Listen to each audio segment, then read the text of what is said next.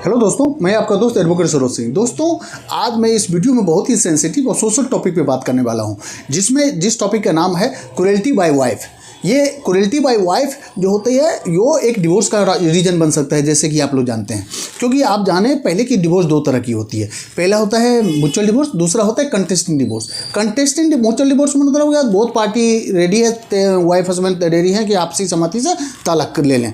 दूसरा होता है कि एक पार्टी रेडी है, दूसरी पार्टी रेडी नहीं है, जो कि हिंदू मैरिज एक्ट के सेक्शन 13A(1)(a) में मेंशन किया गया है कि ये आपका कंटेस्टिंग डिवोर्स क्या होता है। कंटेस्टिंग डिवोर्स का मेन जो दोस्तों सबसे बड़ा ग्राउंड बोला गया है ना, क्रूएल्टी जो होती है ना, वो दोनों तरह से होती है। मैं आप इस वीडियो में मतलब लड़का के अगेंस्ट में जो हो रही है क्रूएल्टी उसकी बात कर रहा हूँ। लड़कियों पे भी जो क्रूएल्टी होती है उसका भी मैं अलग से वीडियो बनाऊंगा। लेकिन ये इसमें है कि cruelty by wife to the husband. अब हस्बैंड को क्या क्रूएल्टी, इसको आप कैसे ग्राउंड बना सकते हैं डिवोर्स का, इस मैटर में आप समझ लीजिए। देखिए, इस पे मैं बहुत सारा वीडियो में आपको कॉन्सेप्ट क्लियर होना चाहिए क्रूएल्टी क्या होती है। क्रूएल्टी बहुत तरह के आज के समाज में, सोसाइटी में सबसे दुख और की बात हो रही है कि ये बहुत तेज़ी से घटना बढ़ रही है। तुरंत थोड़ा दिन वाइफ हस्बैंड के बीच में थोड़ी बातों के लिए पिटी इशू पे भी डिवोर्स के तक बात पहुंच जाती है। क्योंकि आज समाज सोसाइटी इस तरह से चेंज हो रहा है ना, लोगों को माइंडसेट मेंटेलिटी इतनी पोल्यूटेड होते जा रही है जो एक दूसरे को समझना नहीं चाहते हैं, टाइम देना नहीं चाहते हैं। ये तो आज सोशल समाज के लिए, हेल्दी समाज के लिए ये गलत बात है।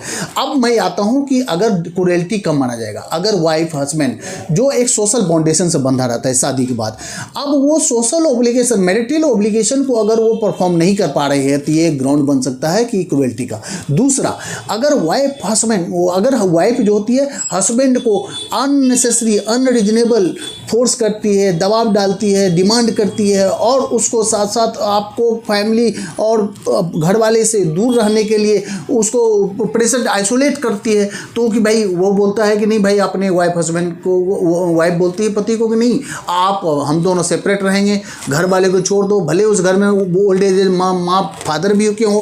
क्योंकि सुप्रीम कोर्ट ने बहुत सारे जजमेंट में ये बताया है कि नहीं, देखिए सोशल बाउंडेशन आपका ये भी है, एक सामाजिक जिम्मेदारी है कि अपने माँ बाप का भी आपको केयर करना है, देखभाल करनी है, एक ओल्ड एज फादर मदर का। लेकिन वाइफ इस तरह से प्रेशर डालती है, एक अनवांटेड सिचुएशन क्रिएट करती है, जिसके कारण ये इसको भी सुप्रीम कोर्ट ने बोला कि नहीं, इस कंडीशन को भी क्रूएल्टी के अकाउंट में माना जाएगा।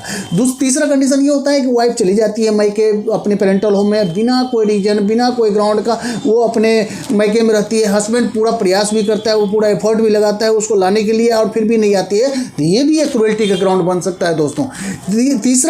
चौथा मैं बताना चाहता हूँ कि बहुत तरह का होता है कि जो घर वाले, जो लड़कियां के घर वाले और लड़कियां जो होती है वो अननेसेसरी प्रेशर भी क्रिएट कर देगी, आपको फॉल्स एलिगेशन भी लगाएगी, उसके बाद झूठा केस में फंसाने का, फॉल्स केस में, जैसे डॉरी के केस में फंसाने का, क्रूएल्टी के मतलब डॉरी डिमांड के केस में 498A में केस फाइल करने का, DB एक्ट में डोमेस्टिक वायलेंस में केस करने के लिए धमकियां देते हैं, घर वाले को पूरी तरह उसको हैरास करते हैं मेंटली।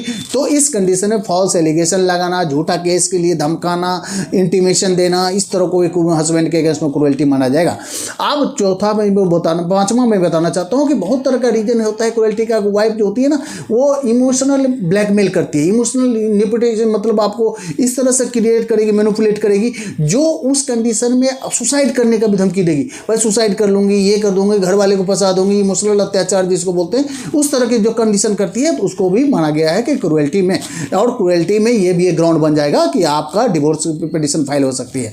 छठा ग्राउंड में, जैसे मैंने बोला कि बहुत सारे हजारों ग्राउंड हैं, लेकिन ये इंपॉर्टेंट ग्राउंड में बता रहा हूँ। और इस कंडीशन में आप मान लो कि बहुत सारे ऐसा होते हैं लड़कियां जो समाज सोसाइटी में गलत रूमर फैलाती है, लड़के वाले के घर वाले के अगेंस्ट में, बहुत रिलेटिव के पास, सोसाइटी पीपल के पास गलत दुष्प्रचार करती है, रेपुटेशन को मलाइन करती है, ह्यूमिलेट करती है, एब्यूसिव लैंग्वेज की यूज करती है, बहुत तरह का जो अनवांटेड लैंग्वेज है उस तरह का समाज सोसाइटी में लड़के का, फैमिली का इमेज को, रेपुटेशन को मलाइन करती है। ये भी एक क्रूएल्टी का ग्राउंड बन सकता है दोस्तों। और हाँ, ये जरूर है कि सुप्रीम कोर्ट ने बता दिया कि एक्स्ट्रा मैटेरियल अफेयर्स ये ऑफेंस नहीं है, क्रिमिनल ऑफेंस नहीं है, लेकिन बहुत सारा रिलेशन में लड़कियां आफ्टर मैरिज के बाद भी अगर एक्स्ट्रा मैटेरियल अफेयर में से रह रहे हैं तो ठीक है, ऑफेंस नहीं है, माना गया है, लेकिन ये डिवोर्स का बहुत ग्राउंड बन सकता है।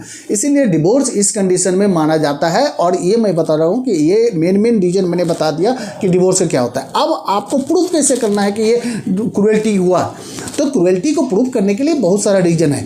पहला तो आप डॉक्यूमेंट्री एविडेंस तैयार रखें। मान लो कि आपने लड़की को नोटिस दिया, घर वाले को नोटिस दिया, पुलिस में कंप्लेन दिया और इस तरह का आपके पास डॉक्यूमेंट जो हैं उसको आप तैयारी रखना है, डॉक्यूमेंट्री एविडेंस। दूसरी बात, विटनेस की टेस्टिमनी। विटनेस जितने हैं समाज के लोग, थोड़ा सोसाइटी के लोग, रिलेटिव, फ्रेंड्स जो आपके लिए खड़े हैं आपको डिफेंस करने के लिए, तो उसको आप as a testimony of witness के रूप में प्रेजेंट कर सकते हैं। ये भी आपका ग्राउंड है।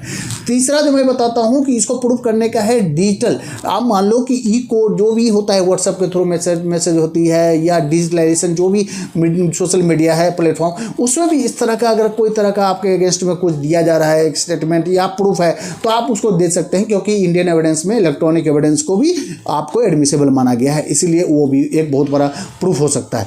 चौथा जो होता है कि इस कंडीशन में आपका अगर मान लो उसका कोई मेंटल प्रॉब्लम है या साइकोलॉजिकल प्रॉब्लम है, तो डॉक्टर का दिखाया या डॉक्टर इस तरह का मेडिकल रिपोर्ट है, तो उसको भी इस सब ग्राउंड से आप क्रूएल्टी को प्रूव कर सकते हैं। और मैं आपको यही बताना चाहता हूँ, क्रूएल्टी बहुत ही आज के समाज में, सोसाइटी में बहुत ही इंपॉर्टेंट और सोशल टॉपिक हो गया है। इसलिए आप इससे मेरा शुभकामना है कि आप दोनों कम से कम समझ के चलें समाज सोसाइटी को और दूषित होने से बचाएं। Thank you. जय हिंद, जय भारत।